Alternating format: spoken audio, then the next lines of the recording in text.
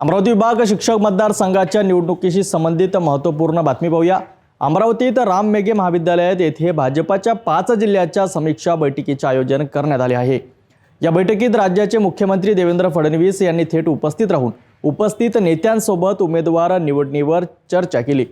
जाणून घेऊया या बैठकीत काय चर्चा झाली आणि या निवडणुकीत कोणते चेहरे पुढे येऊ शकतात। अमरावती विभाग शिक्षक मतदारसंघाच्या निवडणुकीसाठी भाजपाचे मोठे आयोजन राम मेघे विद्यालय येथे आयोजित या 5 जिल्ह्यांच्या समीक्षा बैठकीत यवतमाळ, अमरावती, वाशिम, बुलढाणा आणि अकोला जिल्ह्याचे प्रमुख भाजप नेते सहभागी झाले होते।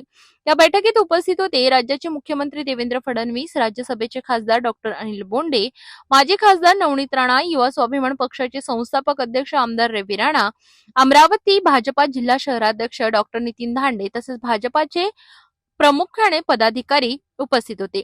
सर्वप्रथम यवतमाळ जिल्ह्याची बैठक सुरू झाली, जिथे मुख्यमंत्री देवेंद्र फडणवीस यांनी उपस्थित नेत्यांना संबोधित करत निवडणूक धोरण, उमेदवार निवडीची प्रक्रिया आणि शिक्षक मतदारसंघाच्या महत्त्वावर भर दिला। मागील 2020 मध्ये अमरावती विभाग शिक्षक मतदारसंघाच्या निवडणुकीत भाजपाचे उमेदवार डॉक्टर नितीन धांडे यांना उमेदवारी मिळाली होती, मात्र यंदा निवडणुकीसाठी उमेदवार स्पर्धा वाढल्याचे दिसून येत आहे।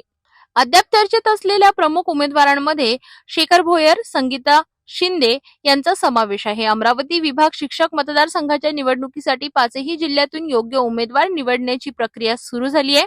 यामध्ये भाजप नेत्यांनी एकमत साधण्यावर भर दिलाय। मुख्यमंत्र्यांनी या बैठकीत उमेदवार निवडीच्या प्रत्येक पैलूंवर चर्चा करत संघटनेची रणनीती आणि शिक्षक मतदारसंघातील जनसंपर्क वाढवण्यावर विशेष भर दिला।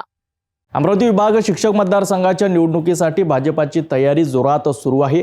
5 जिल्ह्याच्या समीक्षा बैठकीत उमेदवार निवडीसाठी गहन चर्चा झाल्याचे समोर आले आहे।